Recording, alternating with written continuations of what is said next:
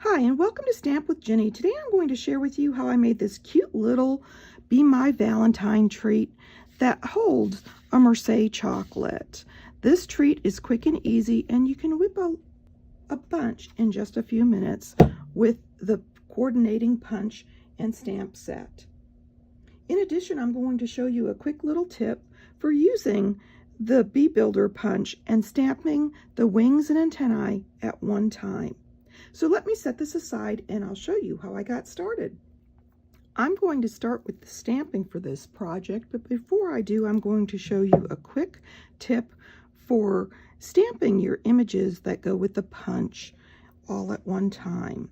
Now I'm going to lay these stamps upside down in my pre-punched cardstock, and you can actually lift these up and adjust to make sure you got them where you want it.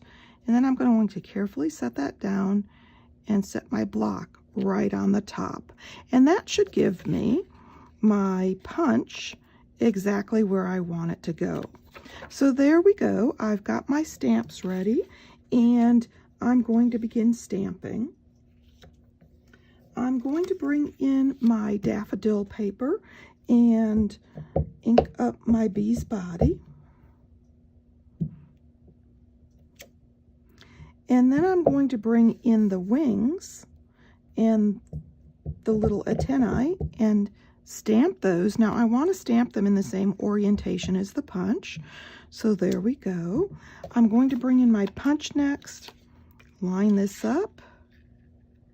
Let's see, and as you can see, it works perfectly in the punch and punch. And then I'm going to bring in the bee's body and punch it. Now I've done this on a strip of Daffodil Delight so that it fits in easily and I don't punch out the other parts. There we go. I've got my little bee's body and I'm going to add his little face just quickly and easily. And I'm going to assemble the bee next. So I'm going to bring my antenna and my wings in. I'm going to add just a little dot of adhesive on the bottom of both of these, and of course a smaller dot will allow it to dry more quickly. I'm going to start, let's see, with the antenna, and I'm going to put those where I want it, lift, and then tuck the little wings onto his body. And I did the antennae first because, as you can see, it kind of overlaps a little bit. Now that I have that done, I'm going to bring in this strip of Designer Series paper. This wraps around my Merci chocolate perfectly, and the measurements will be on the PDF.